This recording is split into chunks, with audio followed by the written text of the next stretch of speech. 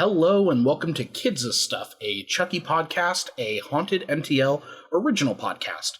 I am your host, David Davis, and this is Season 2 of my dive into the Chucky franchise. I should amend the I, though, because I have a permanent co-pilot. She was a guest in the first season of the podcast and is my life partner in crime. I am joined permanently by Hann, my significant other. Hello, Holly. Hello, David. All right, so you decide you're going to jump on board permanently. Why? Well, I guess I comment too much when you're watching the movies, and I yell at the TV a lot. So I'm here to express that to the entire internet. Oh yes, we're going to talk about what made you angry in the movie specifically, but also as far as horror goes, like I am like an old hand in this sort of thing because I grew up watching scary stuff. You not so much. No, I grew up in a religious household, and we weren't allowed to watch stuff that was super scary, super bloody. So my dive into horror really started with the old school Frankensteins. I love Christopher Lee, and I love Mel Brooks's take on it all. And it was so charming, and that's kind of where I started to love it. And over the almost 9 years we've been together, we've discovered a lot of horror together, and you've introduced me to a lot as well. Yeah, I think a lot of our free time is spent just watching movies together, especially like horror stuff, because I'm obsessed, and it feels like you're kind of getting there too a little bit. Yeah, but I was always kind of a goth kid, along with a band nerd. So I've always been that geek. So well, it's nice to have a place where you can explore that. Well, and the fun thing is, like, I'll ask, like, have you ever seen blank? And you're like, no. And I'm like, you haven't seen blank? Yeah, like the entire original Star Trek series. He lost his shit. Yeah, I was very disturbed that you had never seen the original series. Plenty of The Next Generation and Deep Space Nine and Voyager and stuff. But anyway, that's not what this podcast is about. So this move of having you on as a permanent co-host is part of a larger thing that we're planning. We're not going to really get into it in this episode, but I think a little bit more towards the end of the second season of the TV show. Yeah, definitely. But yeah, it's going to be fun to kind of explore this stuff with someone who isn't as familiar with the franchise and that sort of thing. Like, you've seen them all at this point. You know, I've forced you to watch them, and then you got really into the TV show. Mm-hmm. But it seems like you've maybe become a fan, but we'll talk about that as we go through. Well, I mean, there was that story that I told on my episode where I wanted to have a hearse when I was in high school, and my security system, instead of like an actual alarm system, was going to be a Chucky and Tiffany doll in the back seat. I kind of figured nobody would fuck with it. Oh yeah, and you know it's gonna now you can actually like do that and not be labeled a poser. Wow. Okay. Right. Okay. So let's go ahead and continue. So, again, you're going to be my co-pilot for the whole season of the TV show and the future movies that we're going to cover and other stuff. Do I have a license? No license required. We're unregulated. Okay. I am going to try to attempt to get some extra guests in here. But then again, like the production schedule of that like season and that first season of this podcast was just. That was pretty brutal. Yeah, it was a nightmare. Like, it was, every week you had to get something out. We needed, to hire an assistant to, try and to schedule all of it. Can't afford that. So, and the other thing is also, just scheduling guests. Totally. So it's nice to have someone to talk to that isn't just me talking to myself over and over again. And I think you offer a really interesting perspective on this, too. Oh, thanks. It's also going to be really nice to not hear you just talk to yourself all the time now. Mm-hmm. Yeah, I do that enough with my radio show. Anyway, in the meantime, we're going to cover some of the movies until the show starts and hopefully finish covering the entire franchise by the time this season is over. That way, season 3 is just different miscellaneous topics and, if there is a third season of Chucky, which I'm pretty sure there's going to be. I've got my fingers crossed, but I'm pretty positive. To that end, today we are talking about Child's Play 3. So, before we get into impressions and discussion about the movie, I just want to get some of the details out about today's film, get them out of the way.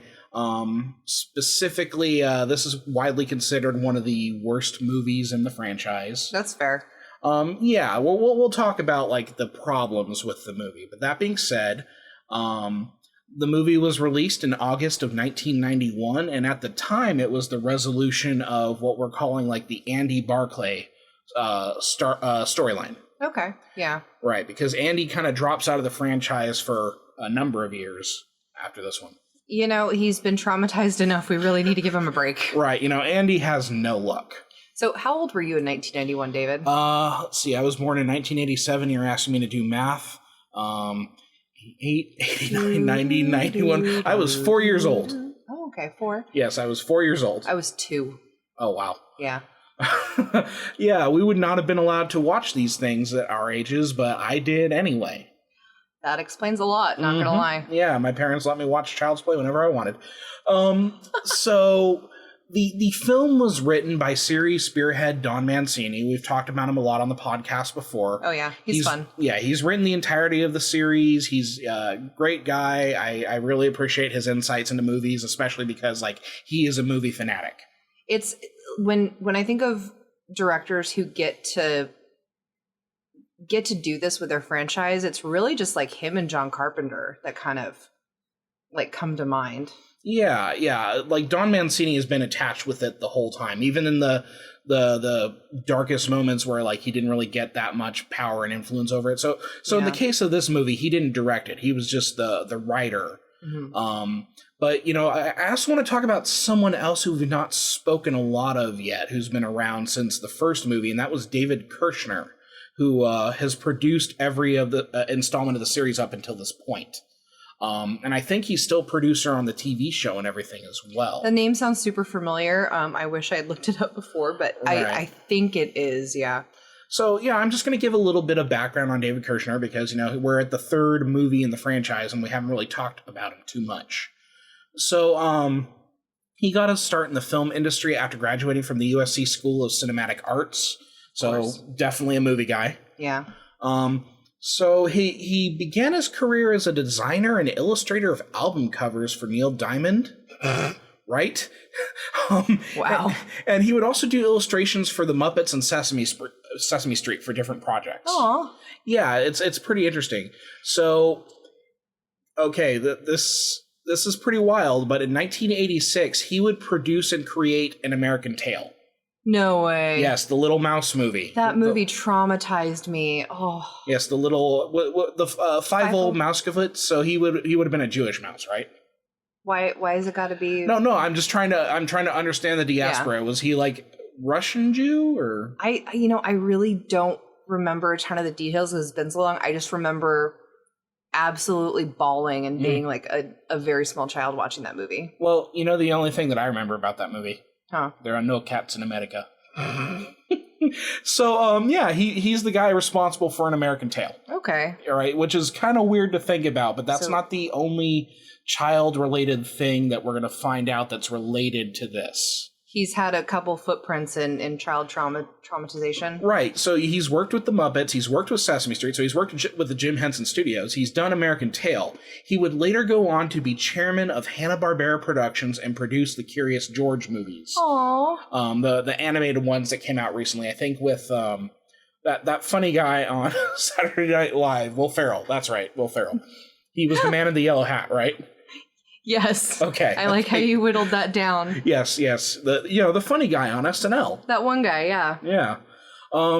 So Kirshner is the producer of the Chucky franchise, working right alongside with Don Mancini. Mm-hmm. Kirshner was also one of the first people to develop the look of Chucky through pencil sketches based on Mancini's notes.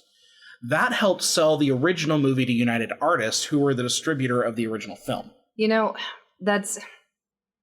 can only imagine while he was at Jim Henson Studios if he came up with some kind of macabre puppet who would kill the other puppets or some shit, and it's a little too dark for Sesame Street Studios.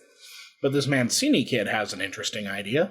So no, but I just find all those parallels and those associations with stuff that brought me joy in childhood. Which it's all connected. Yeah, and then Chucky also brought me joy in childhood, so there you go. You fucking weirdo. So, Kirshner would eventually bring in the 26-year-old artist Kevin Yeager to put together a team to make the doll for the first film. Now, I'm going to do a separate episode eventually on how they brought the doll to the screen.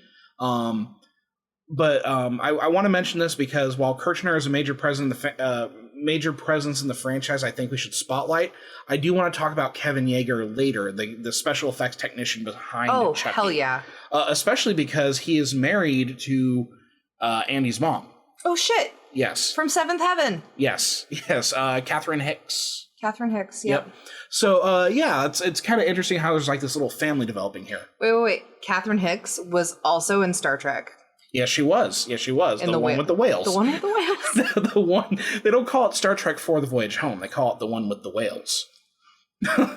So, I would argue that like David Kirchner has just as much to contribute to the franchise as Mancini in a lot of ways. Like he seems to be like the one who kind of had the wherewithal to kind of get the thing going, because Mancini at this point was relatively untested. And he recognized the potential of the killer doll concept. Okay, now, so let's talk about the director. The director of Child's Play 3 is Jack Bender, who is a journeyman director who has been attached to major projects, specifically television. Now, when I say journeyman director, do you have an idea of what I'm talking about? He's done a lot. He's very seasoned. Yeah, it's just one of those like reliable guys that like any show or project can bring in, and like he'll get it done on time and probably under budget. Yeah. That's an important role in the film industry. So some of his credits include The Midnight Hour, Northern Exposure, Beverly Hills 90210, The Sopranos, Alias, Boston Public, Lost, Under the Dome, The Last Ship, and Game of Thrones. I love Boston Public. Yeah, that is a fun one. And of course, like Game of Thrones, man, that's like the big TV project, especially in the past, 10 years? Yeah. So, interestingly, he started his career as an actor with roles on All in the Family, The Bob Newhart Show, and The Mary Tyler Moore Show. So he has been around for a long time. If you heard that, that was the cat being taken off the desk. She was not happy about that. No, she wants to be right here as the third co-host. Oh, she's giving me cuddles, but okay, let's continue with this. So, I mention all of this because it's a credit to him and his work, because he is a reliable director, and that is why he has his hand in so many big TV series. And we see a lot of the solid directorial work in Child's Play 3. All right. So, let's get to the 12-ton elephant in the room. That being said, the film is widely regarded as the worst in the franchise, but I would argue it's not necessarily badly directed. No, it comes off like a really long Are You Afraid of the Dark episode. And that's a really good assessment. It does feel like a little bit like a TV movie. Yeah. I'd argue that the most significant issues with it is that the general setup at the military school is not really like weird enough for a Chucky film. No, it doesn't have that like essence of strangeness. It's more of, it feels like there wasn't a ton to work with. Like, it's very limiting. Right, and I think part of that is because they're like, well, if we shoot this thing in one place, that's going to save us money. Oh, so totally. how are we going to trap this kid? Yeah. How are we going to trap Andy in one location? Well, we'll send him to military school. Doesn't necessarily make sense for the character. I don't know. We can talk about that, but he's like a rat in a cage. Yeah, like that's the kind of angle, and then of course the bullying and everything like that. It becomes a very traumatic thing for Andy. Yeah, that the whole Andy's storyline, like what happens to him, seriously pisses me off. Okay. Well, we're going to talk about the your reactions to all that as well. But and the thing is, like as I was watching the movie earlier today, like the pacing isn't terrible. It's not. I don't really see any like questionable or poor shots. I mean, they're like TV cinematography, but it's not terrible stuff. And I think a lot of the problems with the film kind of comes down to the writing. Sorry, Don. Yeah. Well, yeah. And then again, also part of that is because like it was a rush job, because it came out like far too early after Child's Play 2. Yeah, that's fair. And specifically, we'll get into how quickly they turn this movie around. So one weird fact that like caught me off guard, but it was fun to think about, was Don Mancini actually approached Peter Jackson. of Lord of the Rings to make the movie. Is it because he did the, oh God, I can't think of it. Dead Alive? Yes. No, because Dead Alive came out after. Oh, shit. Yeah, so Peter Jackson turned down Child's Play 2 to do Dead Alive. Oh. But, yeah, I would like to think about, like, well, what would the Peter Jackson version of Child's Play 3 be like? It'd be a lot bloodier. You know, very, very possible. You know, it's one of those weird thought experiments. Yeah. So, well, let's talk about the actors in the movie. So, the only returning actors in this film are Brad Dourif as Chucky. You don't see him at all, like Brad Dourif himself. You only hear him. Yeah. You know, so that was an easy paycheck for him. And then you had Peter Haskell as Mr. Sullivan of the Play Pals Company, who returns from Child's Play 2. Yes. Yeah, and they take him out pretty quickly. Yes. Yeah. So the film brings back Andy's character, significantly older, this time played by Justin Whalen. Now, you knew Whalen from what? Jimmy Olsen from The Adventures of Lois and Clark. Yep, so, yeah, known for Jimmy Olsen and Lois and Clark, The New Adventures of Superman. However, we might also know him from John Waters' Serial Mom. Yeah. And the very mediocre Dungeons & Dragons movie. There was a very, very bad Dungeons & Dragons movie that came out like late 90s, I think, or maybe early 2000s. So yeah, so that was Justin Whalen playing Andy. The role, funnily enough, almost went to Jonathan Brandis. Now, do you have any idea who Jonathan Brandis is? The name sounds familiar, but I can't picture him. Okay, now I'm gonna set the scene for you here. Okay. Turn around. Look at what you see. I'm coming up with nothing. Oh my gosh, it's The Never-Ending Story, Part 2. Oh, yeah, I wasn't allowed to watch that either. Wow. Yeah. Sheltered. I was, yeah. Yeah, so obviously, the first Never-Ending Story, fantastic. Second one, not so much. Not the same actor in both, but... Isn't that the one with Macaulay Culkin? No. That would probably be the Page Master. Welcome to Holly Doesn't Know Movies. That's fine. So yeah, Jonathan Brandis played Bastian in the second Never-Ending Story. Ultimately, though, Whalen got the role. Okay. That being said, like, I don't think Whalen's bad in this, but like, I don't think he feels traumatized enough for Andy. Yeah, it feels very like, I mean, he's a younger kid. It feels like maybe he wasn't given enough direction. And maybe within characterization building, like he wasn't, I don't know. It was lacking, but also like, I feel like if he was given the proper tools and resources, he could have pulled it off. Yeah, I'm not really even getting that like sense of urgency from him either. Like there is that moment where he kind of like sees the doll being carried by the colonel and then kind of like drops his rifle and like has that moment. And that's about the extent of the trauma, really. Yeah, I think, because there's at one point where he's out doing the drills, and he's like, "I hope Tyler can take care of himself," and that's like, that doesn't sound like Andy. No, I mean the way that Andy cares for people and wants to make sure that like the things that happen to him don't happen to other people. Mm-hmm. You definitely get that within the characterization, but you're right. He hasn't been fucked up enough. Yeah, like with Alex Vincent, you know, again, I think like as a kid, absolutely incredible. You know, like as an adult, maybe not as raw, but with when he was a kid, it was like, oh God, yeah, you could tell this kid has been damaged. Yeah. So yeah, like Whalen, not bad, doesn't feel traumatized enough. Okay, that scream in the background was the neighbors. So don't worry about it. You didn't hear a crime. We didn't get a soundboard quite yet. So, rounding out the cast of the kids in this one, let's talk about them. So, first of all, we have Jeremy Silvers as Ronald Tyler, who I would argue is the secondary protagonist of this movie. Yeah, he's the B-plot.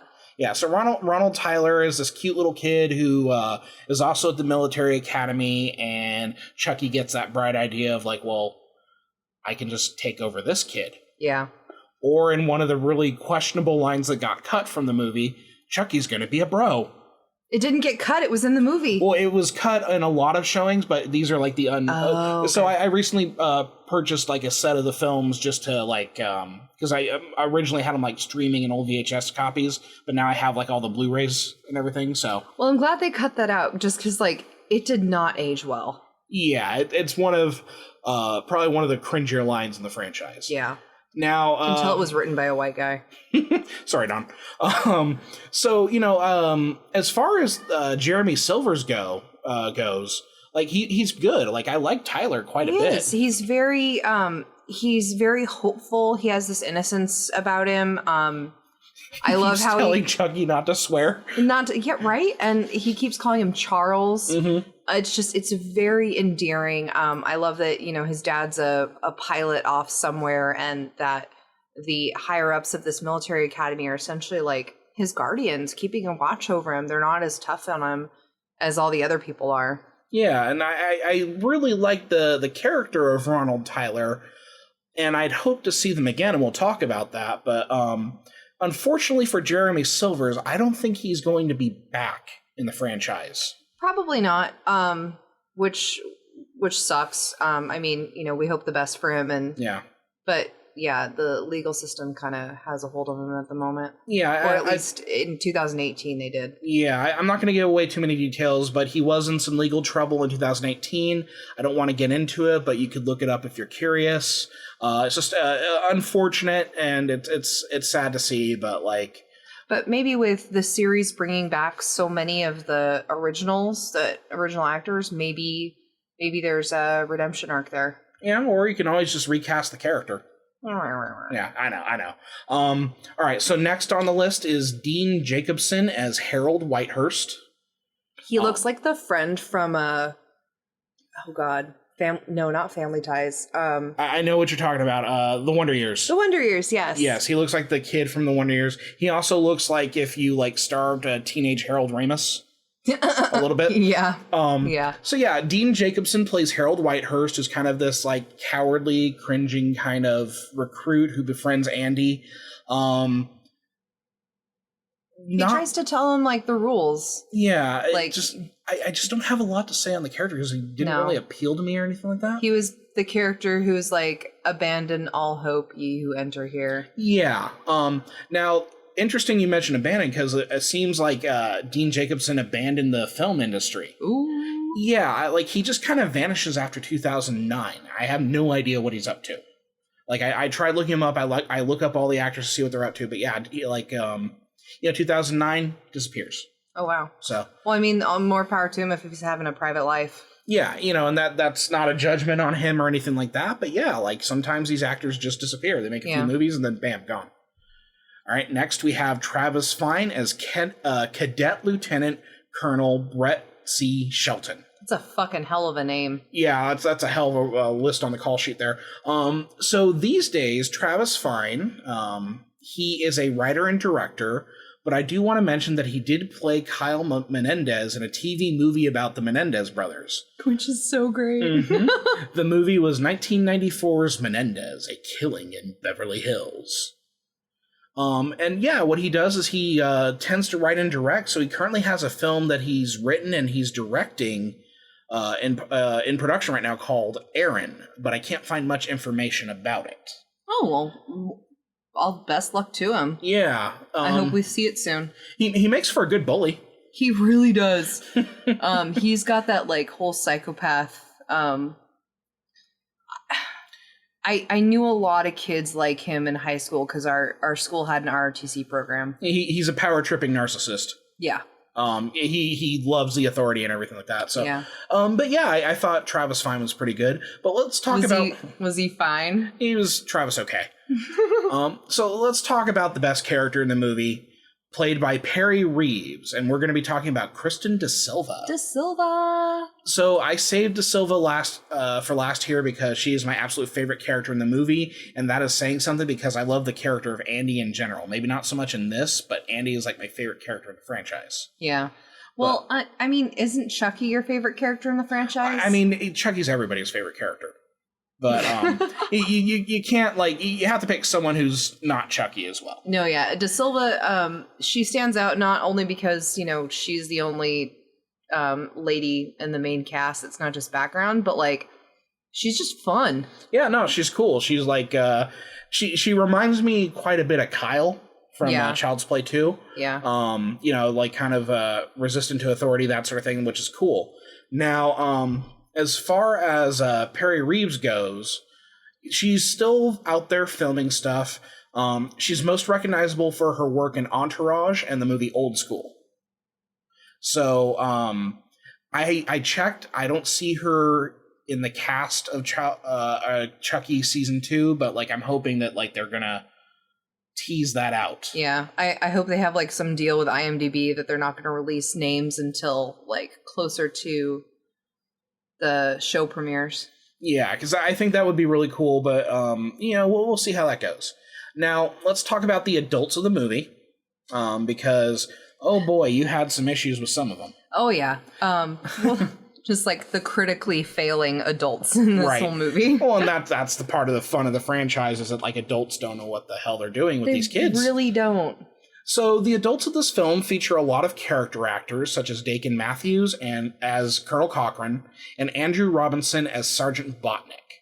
Now, Robinson in particular would be recognizable to horror fans as Larry in the original Hellraiser. Fuck yeah. Yeah, so he played the father and everything like that. He's also familiar to Star Trek fans because he was Garak, a Cardassian, in Star Trek Deep Space Nine. We're bringing it back around to Star Trek. Hell yeah. So Robinson's been working in the industry since about like the early 1970s, but he has kind of slowed down in recent years, which is fine. But you know, I guess he's still voicing like Garak in the Star Trek Online video game. Oh, that's awesome. Yeah, it's cool to see. I was gonna say he looked like 40 in 1980, so I can only imagine. Right? Yeah, Botnick has a look to him. Now, Matthews, though, this is Dakin Matthews, seems to be killing it.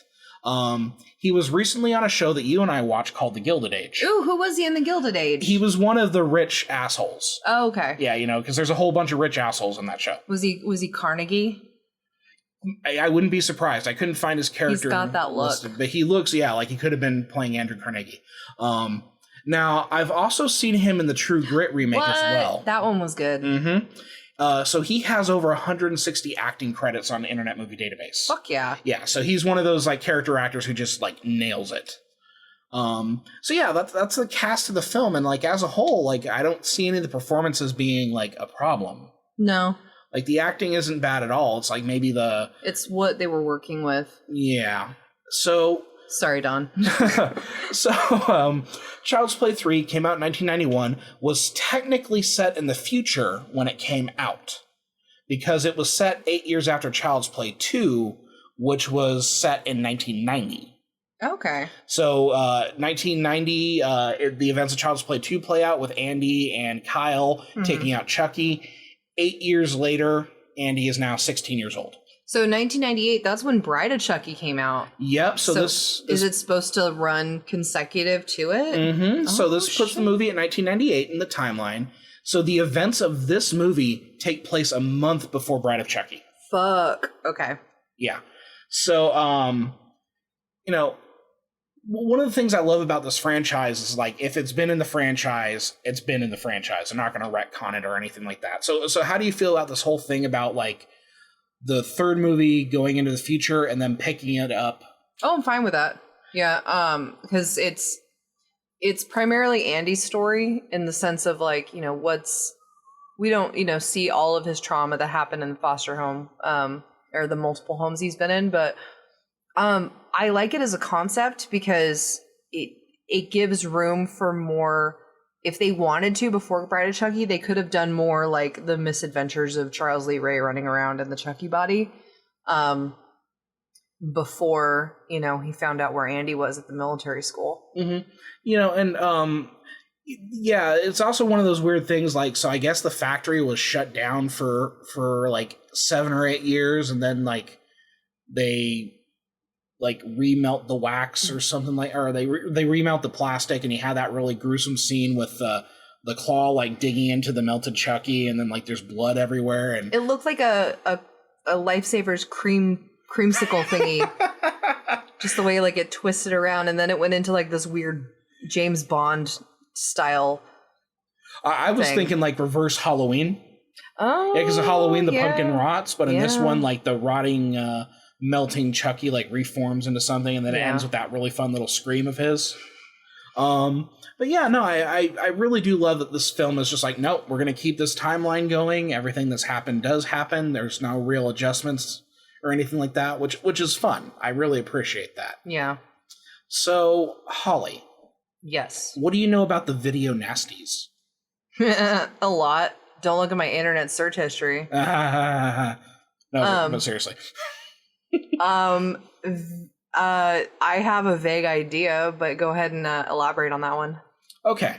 So, Child's Play 3 was thought to be classified as a video nasty. Oh, okay. Right? Yeah. Is that thing? Okay. So, the movie was caught up in a kind of generalized moral panic where people would create connections between movies and real-life crimes. The video nasties were a thing in the UK. Okay, yeah.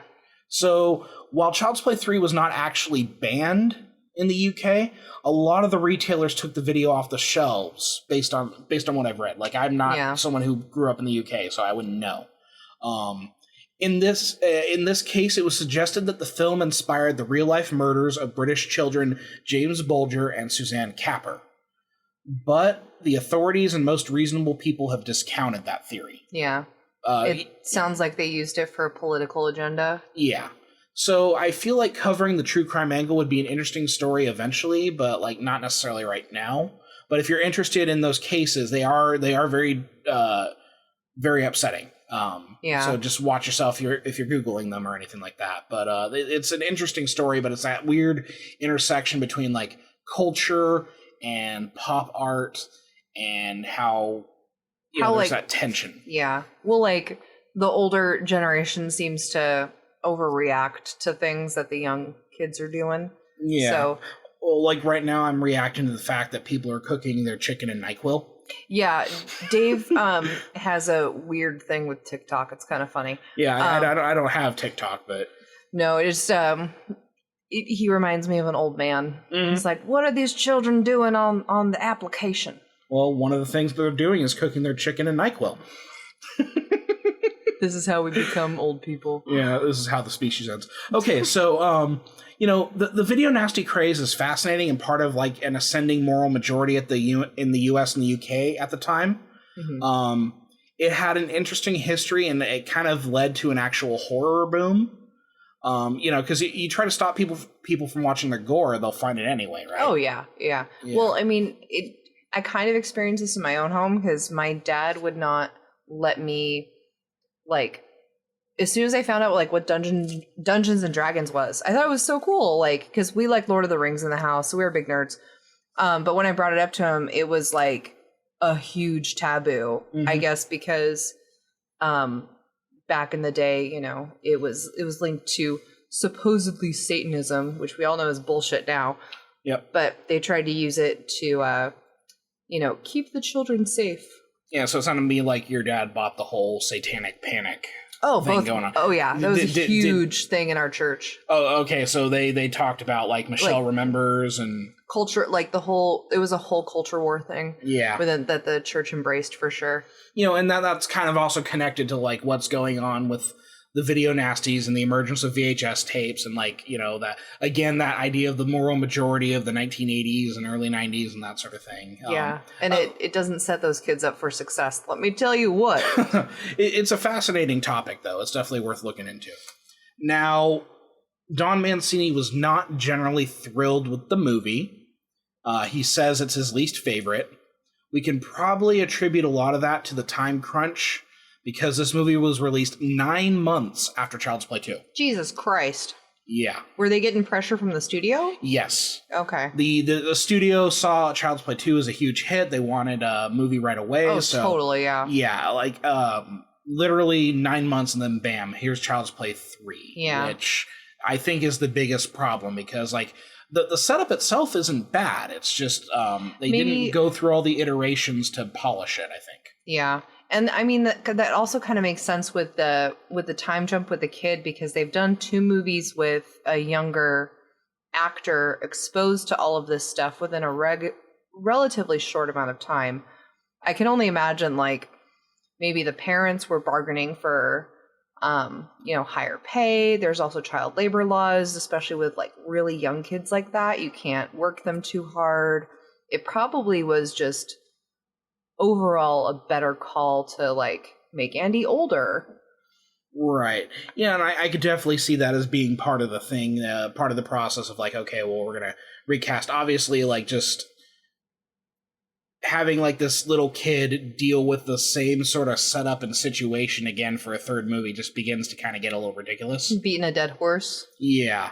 And that's some of the criticisms of this film, is that like they say it's just kind of like, there's nothing to it. It's like a stock sort of. It's a filler. Yeah. It's a filler to move the story along to the next chapter. Yeah. So, Don Mancini, not really a fan. We haven't really seen a whole lot of references to it later on in the franchise. Like, Andy does mention going to military school and everything like that. He definitely becomes a better shot. But yeah, so like the time crunch is definitely a significant factor. Now, the series kind of died with this one until 7 years later with Bride of Chucky. And the thing is that, like, even director Jack Bender in 2017 said this movie is, quote, kinda silly.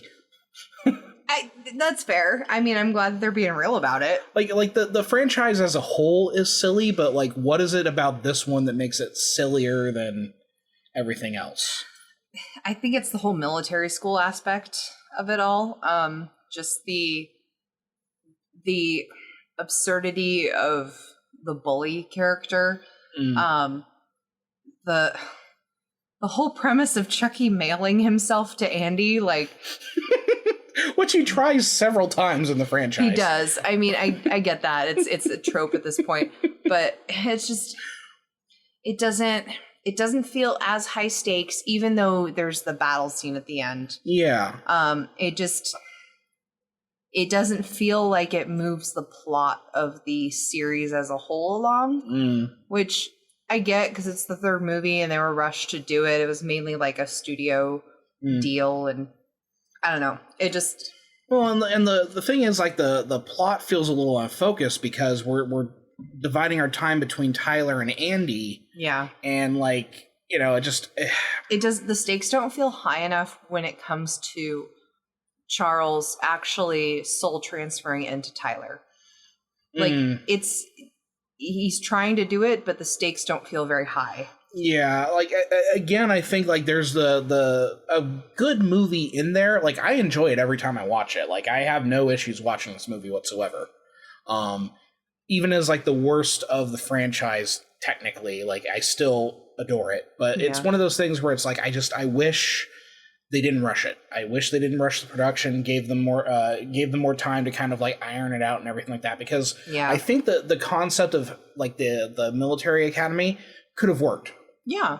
It just Chucky doesn't do enough in that setting. Yeah. If the Andy actor had more time to work on characterization, like that could have helped it quite a bit as well. Okay. Well, okay, here's a fun thing. So, the early draft of the movie did involve multiple dolls. We do get a hint of that in the scene with the good guys company guy. Yeah, because you have the two dolls that are talking back and forth, and then Chucky's there and everything like that. But for a long time, Don Mancini has wanted to do like a ton of dolls. He just wants to fuck up the continuity and just make everyone question everything. Yeah, like he wants to gaslight us, like, oh, is this doll a Chucky? Is that doll a Chucky? So the idea is that he wanted to do this for a long time. Didn't really happen until Cult of Chucky, like 26 years later. And then J.K. Rowling ripped all of it off for Voldemort's Horcruxes. Horcruxes, yeah. There's actually kind of a fun parallel there, isn't there? It's interesting that, like, and Don Mancini was thinking about this clear back in Child's Play 2. He was like, okay, maybe Child's Play 3 we can do it. didn't pan out. And it took 26 years, but it finally happened in Cult of Chucky, and that opened up a whole hell of a lot of opportunities, too. Yeah. Especially with the TV show. So, now, as far as the military school, I kept thinking about, like, where I had seen it before. It looks like one of the sets for Jag. If any of you out there, your parents made you watch Jag... I'm looking at the inside and like these half wooden walls with like the cubicle windows. Mm-hmm. Like, I've seen this shit before. Well, I did check on that, and it was not a location where they shot Jag. Oh, man. Right. So, the military school was Kemper Military School in Boonville, Missouri, which that is a great name for a Missouri town, Boonville. I'm pretty sure I've got family out there somewhere. You know what? Me too. Me too. Ew. Yeah. So Boonville, Missouri. The location has been used for a couple other films, generally not well-remembered ones, a lot of them. Like, the Academy was very hesitant to, like, let people shoot there depending on how the military is portrayed. That's fair, yeah. I get that. You know, at least, like, you know, for the most part, the military doesn't seem all that crazy in Child's Play 3. Like, well, that and wouldn't this be, like, when the Gulf War is going on? Yeah. So, again, not a whole lot of well-remembered movies, but one weird divergence point in film history here. It was being considered for National Lampoon's Animal House. Wow. Did not happen, but it was one of the places they were thinking about shooting Animal House. Holy shit. Right? But yeah, it's one of those places, like, I kept confusing it for, like, the internal shots, I kept confusing for, like, locations from the movie Evil Speak. Okay. Yeah, the one where Clint Howard summons Satan through a computer. Yes. Brilliant movie, by the way. But no, because like the inside of that military academy has this kind of generic look to it. It does. It's, you know, military design. So yeah. Yeah. So it was not the one from Evil Speak. That was actually California. Also in California, however, is where the rest of the film was shot. A lot of locations shooting was at that military school, but also at the Universal Backlot in Los Angeles. And then the carnival scenes were shot in Valencia, California. That carnival, I love that carnival. Yeah, I question the logistics of the carnival, but we'll get to that. The movie was also the first in the series to use computer controls to operate the Chucky puppet, specifically with the lip syncing, which is one of the hardest parts of like doing this sort of stuff with puppets and animatronics. Oh, totally, yeah. So the effects artists who handled Chucky in this film were N. Brock Winkless IV, who has a fascinating name, and Van Snowden. Now, Winkless had worked as a puppeteer on the franchise from the start and up through Bride of Chucky. So he did the first 4 films of the franchise. Nice.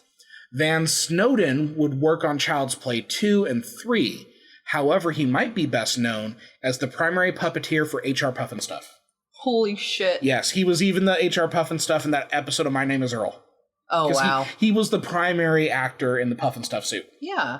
Which is like another weird childhood thing because like I didn't grow up with Puff and stuff like while it was airing, but I caught a lot of the reruns as a little kid because I'd stay up late and watch Nick at Night. My mom always told me about HR Pufnstuf, and that was like her favorite show. Yeah. And like she did not understand the drug reference. Like I loved it. Like I was 8 and I knew it was a drug thing. Yeah, well, you're kind of demented. Okay, that's fair. But yeah, so that's another one of those weird. So we've got Sesame Street, we've got the Muppets, we got H.R. Pufnstuf, we've got An American Tail, we got Curious George.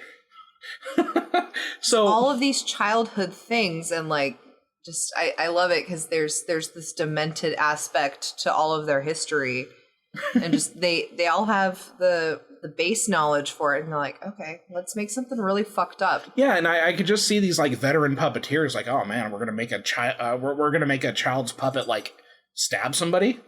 That had to be really refreshing because, you know, at some point in your job when you work with kids, I can only imagine you probably just want to blow your brains out at some point just because it's too much, I don't know, kid stuff. Hey, I dropped the name of the podcast. There you go. All right, so that's kind of the background of the production, the actors, everything like that. So, like, you know, we have a pretty good base of the film. We watched it today before we recorded. So, like, Holly, what's your overall impression of the movie? Where would you rank it in the franchise? You know, why? My My overall impression of the movie, I don't like authority. So I have a really big issue with just the whole military academy aspect. I get from a logistical standpoint of making the movie, it was a good choice, probably cost effective, probably just easier throughout. But just the way that they treat the children, I'm not okay with. You were very vocal about that. I was, yeah. Every time we watch this fucking movie, I'm like, oh fuck, it's the one with the military school. God damn it. Mm-hmm. Yeah, when I put it on, you're like, oh, it's this one. God damn it. But yeah, it's like color wise, it's very bland. So it's just, everything's all gray, and I don't know. I don't like the bully. He's an asshole, which I get is the point of his character. Mm-hmm. Ranking wise within the franchise, it doesn't really stand out. And I don't mean to, bash the director, the writers, the creators, the actors, anything like that. It's just everything else seems so much more dynamic in comparison to this one. It just... the director's saying that like it's kind of silly, but it's also like it's not wacky enough for a Chucky movie. That's fair, because the next one's Bride of Chucky, and that one is just so fucking out there. And that's the one that kind of defines the franchise as a whole at this point, I think. Yeah. But so like now as a horror film in general, because you're building your experience with horror films and everything like that, how do you feel about it? It kind of reminds... Okay, this is going to sound weird. This kind of reminds me of, like, Full Metal Jacket. Oh, I mean, definitely, for sure. Yeah. They even have the reference, this is the rifle, this is my gun. Yeah. Yeah. And in the sense that it's different in the, like, first and second act and how it builds up to that third act and the chaos that ensues there. Mm-hmm. But it's kind of psychologically traumatizing in the sense of like, Andy's been through so much. Why the fuck is he here? Right. Like they mentioned, in the beginning, there were settlements. So obviously there were lawsuits, and Andy's mom ended up in the mental hospital that is mentioned later in the film. So he's obviously a ward of the state. Who the fuck was his caregiver that said, yeah, let's put him in military school? Mm-hmm. That's going to be great for his fucking development and mental health. Right, and it's just one of those things where, like, when De Silva and her friend are going through the filing cabinet to dig up Andy's information, which they're just able to find in the filing cabinet, no lock and key, right. They pull up a psychiatric report. Yeah. And it's like, should this have been, like, factored into him being there? Yeah. Because it's not a place where, obviously mental health is leaps and bounds beyond what 1990 had to offer. Mm-hmm. But just, it plays into the whole, like, the whole bad kid economy of, like, sending your kids off to camp to set them straight. It's just how adults were thinking at the time. Yeah. And it just pisses me off every time I watch this movie. So I'm like, they should not be treating those children that way. Right. We know better now, mostly, I think. But Fuck, I hope so. Right. So I don't find the movie particularly scary. Yeah, then again, I'm weird with horror. You know are. that it takes a lot to scare me, and usually like it's just like a physical thing where someone like has to like touch me or something without me looking to like scare me. Yeah. That is, unless I'm like really focused on something and then you come around the corner to ask me something. I'll just stand there silently and he'll look up and jump. It's great. Yeah, so like a horror movie doesn't bother me. Like I can watch people like get their guts ripped out all day. But yeah. So, it's not super scary. Like it's definitely not my favorite of the franchise, but I still like it. I still enjoy it. It definitely helps you understand like Andy's or at least, moving forward to when he comes back in the series, you understand like Andy's frame of mind. Mm-hmm. Like he wasn't given the proper tools to heal. Obviously, because his perpetrator is still at large and not come to justice, but just the fact that like adults haven't believed him, he's been put through foster systems.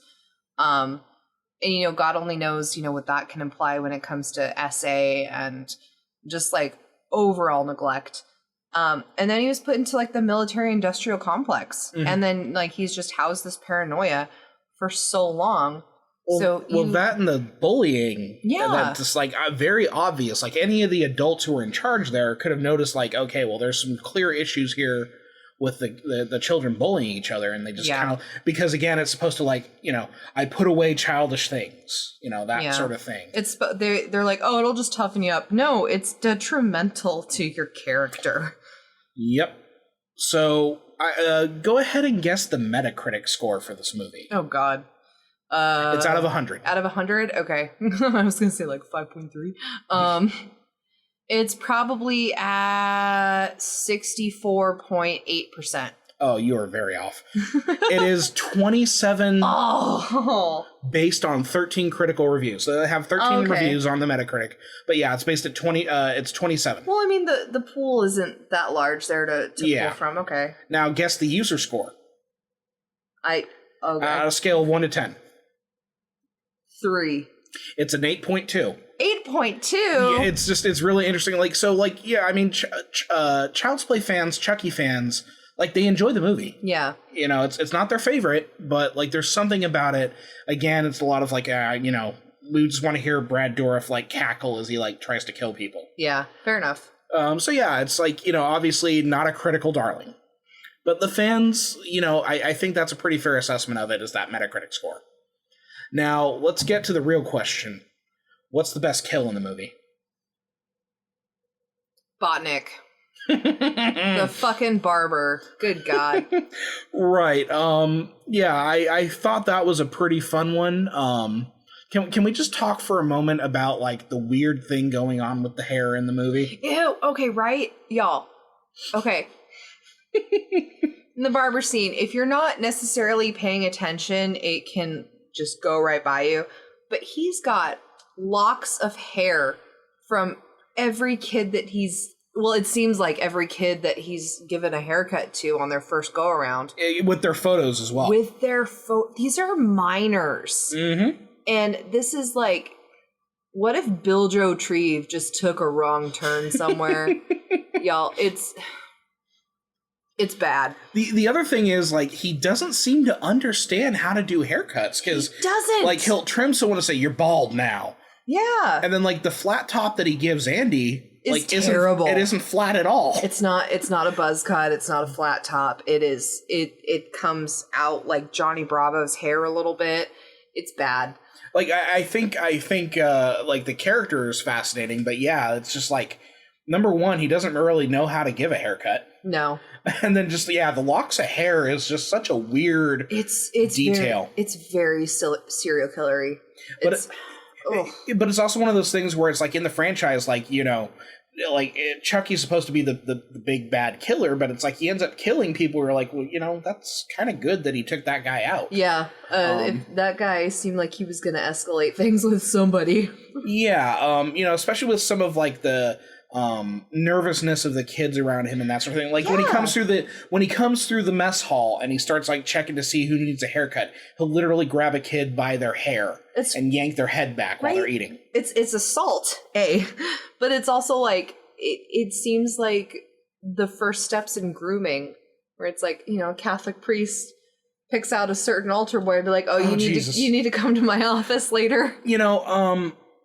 There is kind of I can't quite put my finger on it, but he's a pedo. There is a little bit of, like, a sexual angle to it, I feel like. I can't, like, really pick out why, but you just kind of... I think it's the way that the actor plays it, because as soon as you had said while we were watching it that, that was the dad in Hellraiser, I couldn't not see it without that, like, that gravelly, like, horny voice that he has throughout Hellraiser, even talking to the daughter character, he's just, like, horned up all the time.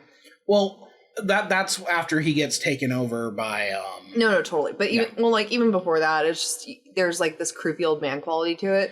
Okay. That, I don't know, maybe because I'm a chick, I can pick up on that stuff. Okay, yeah. He's got this underlying tone that he's gonna fuck the kids. I mean, it feels like it. It really does. Like, I don't know. I can't like put my finger on why I get that kind of vibe from the character. And I think it's probably the locks of hair and the photos of the kids. I think that's it. It's one thing to like have the locks of hair and like have the names up and have it be an intimidation tactic for the kids who come in. But to have the photos as well, that's like, it's an invasion of privacy. And it's also like, this is my book of victims. Well, and then you also have the fact that he's kind of in a basement. Yeah. And then he has that really garish pinup thing on the wall where it's like, you know, it's the commando woman in the camo makeup and everything like that. And it's just like, this guy seems like he would try to like give a kid a beer and then touch them. Yes. That's the vibe that I get. That's definitely the vibe. So, so Botnick's death, pretty well deserved. Like, you know, I question why the straight razor was attached to the chair and with open. Yeah, because he literally has the straight razor hanging from the chair itself. It's not in with like a thing of barbicide or anything like that. Which tells me he hasn't like sanitized that straight razor. I think also the scissors he used to cut what's his name's hair, he then uses it to trim his nose hair or his mustache hair. That's right. So he's like super into grooming as well, which is kind of funny because like if he's a self groomer, you would think that he would know how to do some shit on other people, but obviously he hasn't looked at a basic haircut guide. Yeah, you know, Botnick's death was fun. Like I don't understand why the razor blade was just hanging from the chair though. That just seems dangerous. Yeah. Okay, I mean that's fair. Now as far as my favorite death, I think it was the garbage truck. Now that one has always fascinated me. Like I always find it to be very like gruesome and messed up because like the guy gets ground up inside the garbage truck, his arm gets severed and everything by the thing closing. But I want to talk about something that's always bothered me. Yes. The garbage truck has a spiked drum of death inside it. Now, I never really thought that like garbage trucks had like spinning drums in them. Yeah. But I had to look this up and they do not. Literally, the inside of a garbage truck, it has a pneumatic press to compress the garbage and that's it. So what sort of fucking garbage truck is this? Did they have to build one? Like, they probably had to, like, grab an engineer and, like...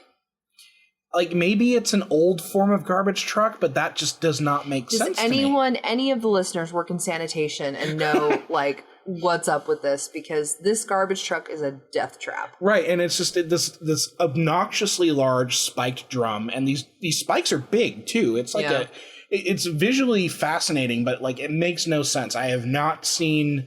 I spent like an hour looking for examples of garbage trucks that have spiked drums in them. Could not find them. So if someone does have an answer, I would be fascinated. Now there are of course some great moments in the film regarding deaths and everything like that. So like the ammo swap death with Shelton is absolutely fantastic. Yeah, that was great.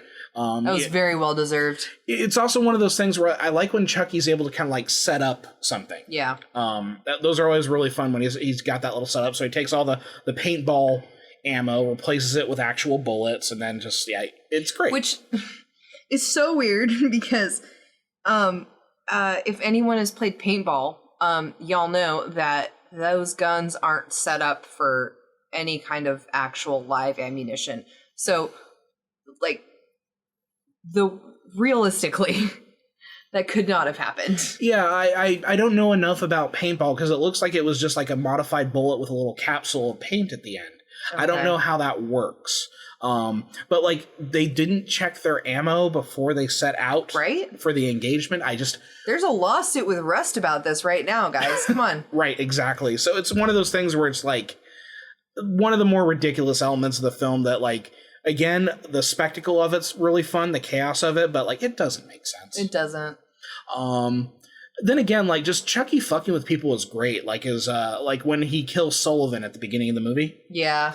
Just Chucky like gaslighting him and everything like that. Oh, so that good. was great. And so well deserved because just the guy's corrupt, obviously, and it's just Chucky kills, but he also, like, he takes out some necessary evils, which I appreciate. Yeah, because, like, when they do the business meeting at the Play Pals company, you know, they're very dismissive of Andy and, like, Andy's trauma and everything like that. You know, everybody's going to forget Andy Barclay and everything like that. So it was fun to see Sullivan just kind of get his shit clocked by Chucky. Yep. So one of the things I love about this franchise, and we get a bunch of it in here, is Chucky's little legs kicking. Yes. So good. Like every time I get a shot of Chucky like dangling from something and his little legs just kicking frantically, it warms the deep, he loses dark his part of my shit, heart. Y'all. It's yeah, great. Yeah, I laugh like an idiot. But you know, the other thing is like I love it when like Chucky like in doll form, when he's like pretending to be just a regular doll, like how clumsy people are with him. Yeah. Like every time like someone like drops him, or when Tyler is carrying the package that Chucky is in. Yes. Yeah, he drops it down the stairs, and I'm just envisioning like Chucky just like, you just gotta hold the pose, don't curse, don't say anything. It's one of my favorite little funny gags in the franchise, and I thought this movie was particularly good with that sort of shit. Yeah. Like at one point, the Colonel like just dunks Chucky head first into he does it into a dumpster and then a trash can. Yes. And it's I love the idea of like Brad Dourif maybe like muttering under his breath like something like "fuck this guy" or something. And it's great because with the visual, it's when they show the doll, it's literally just the legs. So there's no kinetic energy moving throughout the body, obviously because it's plastic, but you don't even see it in the arms or the head. So when they'll do like a back shot of the full doll, and then they'll do a front shot of like Chucky's face reacting to like if he's having to hang on to some bars or some shit. But there's no like flow through movement, so it's very comical. Yeah, just the way it's just the legs moving. Like I could watch like a 10-hour supercut of Chucky's little legs dangling. It's so good. So let's talk about that specifically. That sequence, which is the fun house at the carnival. So good. So number one, what the hell is this carnival? Is it a really cheap amusement park, or is it a moving carnival? I think it's a cheap amusement park because it seems so it's too elaborate for like a traveling carnival. Right, especially that fun house that's actually like an indoor roller coaster. Right. That actually gets some decent height. I was looking at that and I'm like, you know, that has got to be a bitch to move. It reminded me of Wonder Wharf from Bob's Burgers. A little bit, yeah. Yeah, like the roller coaster in the movie. Yeah. Yeah. So like part of the big climax of the film is Andy chasing down Chucky, who's taken Tyler hostage, trying to find a place to do the soul ritual, and they go into this fun house. I think it's called the Devil's Den. And oh my god, I would love to spend the night in that fun house. It's so neat. You're literally in the flames of hell. It's so much fun. And the great thing about it is it looks like it was designed to maim a child. It does. Like in the best way a carnival ride can do that. It is like incredibly unsafe when you look at it. Yeah.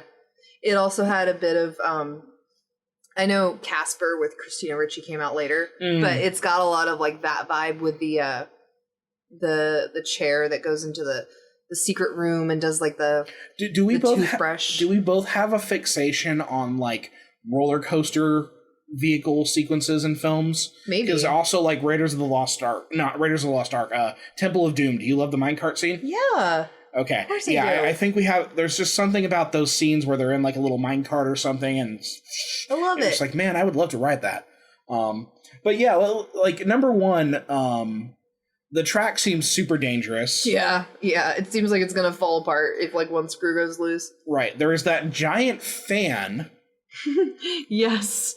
That like consumes like Chucky, like absolutely obliterates him. It doesn't even have like a safety net on it. Mm-hmm. And it's like a giant industrial fan meant to move like fake like fabric flames, but there's not enough fabric there to dictate the need for an industrial fan. Yeah, it's a little oversized. Right, which, completely ridiculous. But I think my most favorite ridiculous part of that ride is the Grim Reaper with his scythe, because that is very flimsy metal. Yes. But for some reason, it is able to, loose off, several layers of Chucky's face. Right? And I'm just like... And when you look at the ride, you see that, that scythe comes really close to the tracks. I mean, the 80s had a lot of really, lax safety measures. I mean, lawn darts were still around, right? Right. And speaking of darts, when Chucky was going after Sullivan, he was using those darts to, Yep. Yeah, it's always fun to watch Chucky just, enjoy his work. He right. He does things with a smile. But yeah, just there's something about that. It's very unsettling because it's why? It's obviously a prop. Why is the prop sharp? Yeah, why is it able to take off someone's face like that? So obviously the carnival is not, the most safe. Right, but then again, what carnival is? That's true. You go for the thrill. Right. In more ways than one. Now, I guess that comes up, it brings up a good question, because we're moving into season 2 of the TV show. The TV show, fantastic so far. I adore it. Not a whole lot of references to Child's Play 3. So, do you think they're going to kind of keep that up, or are you hoping to see, De Silva and Tyler remake an appearance? It would be really neat. I appreciate that they're bringing back the original actors in some capacity, just because, it's so common just to recast a character, but to show respect to the actor, in a way that you don't see a lot of that. And it's not just fan service, but it's hey, not a lot of child stars, they, there's a reputation for them, kind of going up in flames in general. So it's nice that they would do something like that and bring back the original actors.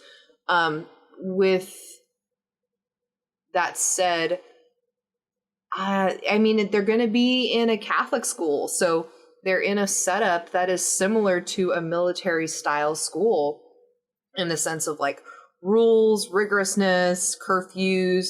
They're trapped in a certain area. I think we're gonna see some parallels. Yeah. I hope we do at least. I hope that the production has realized we could do a little bit of a redemption for Child's Play 3 here. Yeah, thematically, it seems like it's kind of another take at that. Yeah. And also, there are a lot of people who are out there who have survived, Charles Lee Ray and to an extent Tiffany, and it's I'm curious about them. The fact that Kyle came back was right? I was overjoyed by that. Yeah. That was rad. So Chucky has really messed with people, and I would love to see how is De Silva after this experience? How is Tyler? Because Tyler is literally in the same position Andy was. Yeah. How did he develop? And then of course we could also talk about Jesse and James and Bride of Chucky, which we'll talk about. It wasn't Bride, it was Seed. It was Seed. Yeah. Anyway, it's just it feels like it would be really interesting to see these other characters who have been for lack of a better term, touched by Chucky. Yeah, because nobody believed Andy, and his mom is in an institution because of it.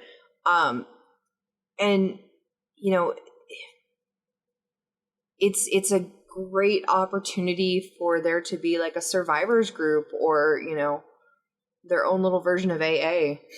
Yeah. So, I'm hoping that we might get some more Child's Play 3 references, because it is kind of the black sheep of the franchise in the sense that the people who made it weren't super feeling it, but also it's not that bad. It's not. It gets a lot of undeserved hate, I think. But, that's kind of where we stand, I think, with Child's Play 3. So the next one we're going to be moving into is, of course, Bride of Chucky, which, it redefines the franchise, ultimately, probably for the better. Yeah. It introduces an incredible character, incredible actress. Yes. Takes on a much more comedic tone. Absolute smoke show. Mm-hmm. And it gets a whole lot gayer. It really does. I'm so excited. Yeah, it gets a lot more queer, which is a lot of fun. You know, that's one of my favorite things about the franchise as it stands now, is it's very, like, it's fun. Yeah. So, with that being said, I think we can go ahead and wrap up here, Holly. Any other final thoughts on Child's Play 3? Don't treat your kids like shit and send them to military school, because holy fuck. Right. So if you are listening to us, thank you. We're aiming to probably get another episode out next week, which will be for Bride of Chucky. And then after that, I think we slide immediately into... my DMs? Yeah. No, we slide immediately into the Chucky TV series Season 2. So with that being said, again, thank you for listening. It's good to be back. Say goodbye, Holly. Goodbye, Holly. There we go.